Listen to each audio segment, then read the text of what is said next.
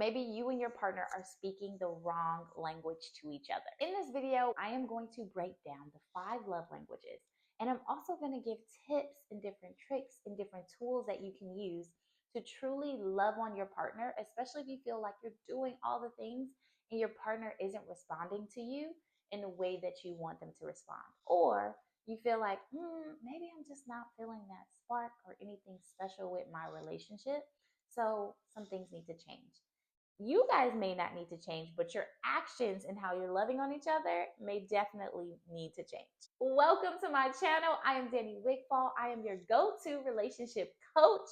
I also happen to be a mom, a wife, a creative artist, and a mental health therapist. I'm not getting into those things in this video, but we are diving into some of the basics of relationships. And let's face it, not all of us were taught how to have healthy relationships, how to have healthy conversations. A lot of us haven't even seen relationships we would want to emulate, or, ooh, I want to have that relationship. A lot of us haven't seen that. So, how do we know? We just figure it out. We take pieces from here and there and there. No more, no more. I am here to help with that and give you options on, okay, will this work for me in my relationship? Can I use this as a tool to grow a stronger, more loving, energetic, fiery relationship with my person? And fiery, I don't mean like rah, rah, rah, rah. But that energy is just electric. That energy is electric, right? So let's get into it without further ado. Also, if you have any questions, feel free to leave them in the comments. I love responding to your questions or different comments that you have. Don't forget to subscribe, even if you're not in a relationship. I've been getting people watching my videos that are not in a relationship, and I love that. There is nothing wrong with preparation. Actually, preparation is actually better than not having the tool when you need it, but having it ahead of time, right? So let's get into it. So when it comes to loving your partner, it's good to know what your love language is and what their love language is, right? Two different things. So when it comes to you, if you don't know what your love language is, sometimes when you hear the list of the 5, you'll know, oh, this is my love language. You usually have a main and then kind of like a sub under that, and then the others kind of just fall in line. And the same for your partner, but you have to know what yours is and you have to know what theirs is. There are tons of quizzes online. If you hear the list and you're like, oh, I have no idea what mine is, I have no idea what this person's is, my partner's is. So take a quiz if you need an extra boost. Sometimes people can hear the list and know that is me all the way, or that is my partner all the way, right? So let's break it down. Love languages is how you like to receive love in a way that it really means something to you, right? In a way that, ooh, really gets you going, you connect with, you vibe with, and it also helps you to feel seen, loved, valued, heard, all of the things, right? What do you value at the very top? Figuring out what that is. The same for your partner. So let's start with, what are these love languages? And I'm going to go over them with you. Number 1, let's start with quality time. Quality time. That means you like to spend time with people or with your partner. Just that quality time. And when I say quality time looks different for everybody. Some people just like that closeness, and that's good quality time for them. Other people may like, nope, let's have deep conversations. That's quality time. Let's do an activity. Let's do an adventure. So figuring out, what does quality time look like for you if quality time is the thing, and where you can put that in your relationship, and also communicate that to your partner. Sometimes we think, oh, our partner should know us. They should know all the things. No, your partner is not a mind reader. And your partner may not have seen amazing relationships consistently that they want to emulate. So now they just have this DNA to know to look for your love language, right? They may not have that. So it is okay to help them out in this area, and they will be helping you out as well. So it's that partnership growing there, okay? So quality time, there's a spectrum with it, you know. Sometimes it's closeness. We don't have to be doing anything deep, but sometimes it is. We're having deep conversations. Maybe we're shutting off Netflix or the Amazon Prime or whatever the TV show, whatever you're streaming, you know, and we're really engaging in good conversation. We're talking about emotions. We're talking about some vulnerable things here, or we're talking about fun things. But what it's not versus quality time, it's not let me go down all the things that need to get done. No, absolutely not. This needs to be done around the house, or this needs to be done with the kids, or you didn't do this for the car, whatever. It's not that, okay? So just keep in mind, quality time is one of them, and that's how you like to receive love. Now, this is where people mess up. The way we like to receive love is also sometimes how we give love to our partners. But your partner's number one may not be quality time. So don't love them in the same way you like to receive it. Love them in their number one, not your number one. This is key. This is where people mess up. So sometimes, let's say gifts is the next one, and we'll get into gifts. Let's say you like getting gifts. That is your number one, right? But that may not be your partner's number one. So love on them in their number one. Instead of just getting them all these gifts, gifts might be number five on their list. So you might be going into detail and giving so much thought to all of these gifts, and they might be like, nah. Now you're upset because you put so much time, energy, and effort into something that you feel as though they aren't appreciating. And they are like, this is great and awesome, but it's not telling me that you love me in the way that you want it to say. So there's a miscommunication. This is a language barrier here, right? So we can mitigate that language barrier by loving them in their language. That's all it is. It's a miscommunication, but sometimes those miscommunications, they add up, and sometimes they will say things that aren't necessarily true. Like, oh, my partner must not care about me because they didn't pay attention to this or they didn't do this, right? So now we're going into number two, gifts, because I already talked about it. Gifts is pretty self explanatory. You like getting gifts.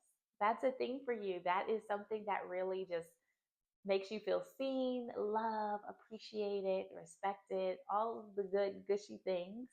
And it helps you feel good inside, right? So if gifts is your thing, make a note. That is for you. You like receiving gifts, and there's nothing wrong with that. Number three, personal touch. So just that touchy. I like to be close, physically close. Either I have to have a hand on you or around you. I need to snuggle up. I want you playing in my hair. Physical touch. And I mean, obviously, there's a spectrum with physical touch, as they are a lot of them. So, is that you? Are you physical touch? Do you love when your partner just loves on you in that way that is physical? That might be something for you. Number four, acts of service. So, acts of service is doing something, an act of service for your partner or yourself. So, let's say for yourself, do you like when people do things for you? Whether it's, let's say, if it's your partner, they fill up your gas tank, or they charge your car, or they walk your dog, or they feed your pet, or they take care of your kids, or whatever that act of service is. It could be doing the dishes, it could be so many different things, but that really gets you going when someone does something for you and takes something off of your plate, right? So that is number four, acts of service. Number five, this one is words of affirmation. Do you like being told that you're great, you're amazing, ooh, you look good, you look fine? All of those things like, ooh, you did that in that outfit, or oh, I love how you did this with the kids, or I love how you did this at work, whatever it may be. Do those words of affirmation really fuel you, right? So after listening to this list, I want you to know what's your number one and what's your number two, right? So what's your number one? Fill in that blank. Communicate that to your partner. Hey, I would love if you could love on me in this love language. This is the way that I receive it very well. And then know what your number two is and give them that as well.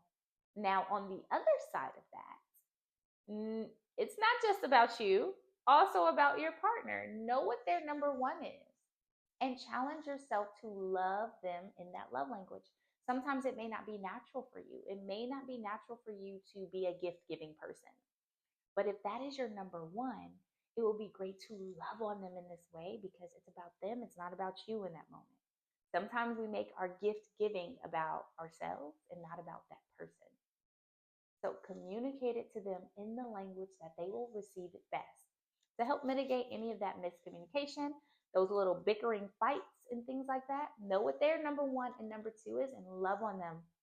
And sometimes it could be challenging. It might be words of affirmation, but you may not have grown up hearing words of affirmation, or it may not have done anything for you, so you don't share them. Like, oh, they may look good, but you don't say it to them, right? Now, this is a challenge for you. Challenge yourself and love on them. Say those things. It may not feel natural to you. That's fine. It's not about feeling natural, it's about growing together as a couple and being strong together. And sometimes things aren't going to feel natural. But just because it doesn't feel natural doesn't mean it's not good for you. It's not good for your relationship. Sometimes we have to stretch ourselves in different ways and get out of our comfort zone to have something that we maybe never had before, or to have something that we haven't seen before, or to have something that we know we can have. We have to build it. And so this is the building pieces. A lot of times people will call it, oh, that's a compromise. No, you're stretching yourself. That's all this is I'm stretching the way I love on this person. I'm learning how to love someone well. It's easy to love someone how you just selfishly, oh, I'm gonna love on them because this is what I like, right? This is I. But now we're getting to we. And then we have to consider what they love and move accordingly. All right, really quickly, I will tell you guys a quick story about myself and my husband when we first started dating almost 20 years ago now. So this was back in the very beginning, and I am not the physical touch type person, not my thing, but that was more of his love language then. Another thing I didn't mention is sometimes your love languages can shift in certain seasons, right? So in the beginning, one of his love languages was physical touch. And I said to him, okay, don't be like me, be better than me, learn. I was like, do not hold my hand in public. We're not doing that. Absolutely not. Yes, I was that girl. I was very much like, don't post pictures of us together. Don't hold my hand in public. That's embarrassing. So I have come a long way. Okay, I've come a long way, but I want to share that with you. Even if it's uncomfortable, start with something. Start with something there. It's not going to hurt you to love on your partner in their love language. It's not. It's not. Mentally, maybe, but it may not, right? Also, I've come a long way since then. Okay, I've come a long way, and it's great. It's great. But we all start somewhere. We all start somewhere. So keep that in mind. It may not be super comfortable to start, but push past that discomfort to really love on your partner in the way that they love it, right? So keep that in mind. It might be challenging. It might not be natural for you, and that's okay. You're stretching yourself, which means your relationship is growing. And this is something you two can talk about. And see, you might have the same love language. Usually there's one that's different when it comes to the two. Usually there's one in there that's a little different. Sometimes the main two may be similar or they may cross, but know the love language, communicate in that love language to your person. And this, I guarantee you, you do this, love on your partner hard, love on them well in their love language, it is going to help mitigate some of those arguments. Some of those many little bickering things that we kind of sweep under the rug, but then we hold later as like bitterness, resentment, and then we start looking for other avenues to escape. We're not doing that here. We're not doing that. We're doing the work that not a lot of people talk about, the work that maybe you didn't grow up learning, and that's okay. We're not going to beat ourselves up about it. We're not going to say, man, I wish I would have had this. No, you have it now. You're still here. So we're going to use what we have now and carry it on. And if it's not for you in this season, save this. Save this video. Also, don't forget to subscribe. But do the work so you can have healthy relationships. This also, hold on, plug. This also helps in friendships. Because another thing that people don't realize is you may not have a partner, but when you have a really good friend, knowing what their love language is and loving them in their love language is so powerful. Some of you might have friends that like, oh, I like hugs, and they're just more physical, touchy, and things like that. And love on them in their love language. It might be a little challenging for you. You know, some of them might like gifts. Give them a thoughtful gift for their birthday or just a random surprise. You know, like, oh, I was thinking of you and I got you this. Oh my goodness. Friendships. That's another thing. It's just, I feel like as you get older, friendships are harder.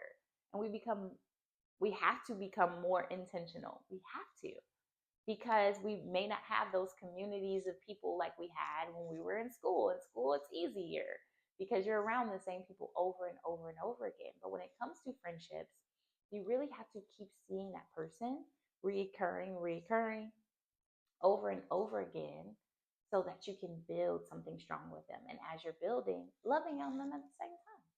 You know, this also works for uh, relationships, all relationships. I can't even think of a relationship this wouldn't work for, as long as it's a human relationship now, since we're moving towards all of the things in 2025. We're moving towards all the things. Who knows? One day I might come on here and I might say, how do you have a relationship with your AI? I would never. I would never, but I can't say never. But I might. Computing? You guys thought I was human, but actually, I am not. I am a robot here to help guide you in your relationships. And today I will be talking about the 5 love languages. Yes, there are 5. I do not know them because I am not emotionally sound. But I can tell you that as a human, you can experience them. All right, that is all for today. Why? I'm a total nut. But don't forget to subscribe. I wish you all the best on your journey, whether that is with yourself or with someone else. I will be back next Tuesday. Subscribe, okay? We're growing a little bit at a time, but we're growing. Get on the bandwagon before, you know. All right. Love you guys. Take care. Take care of yourself. I will see you next Tuesday.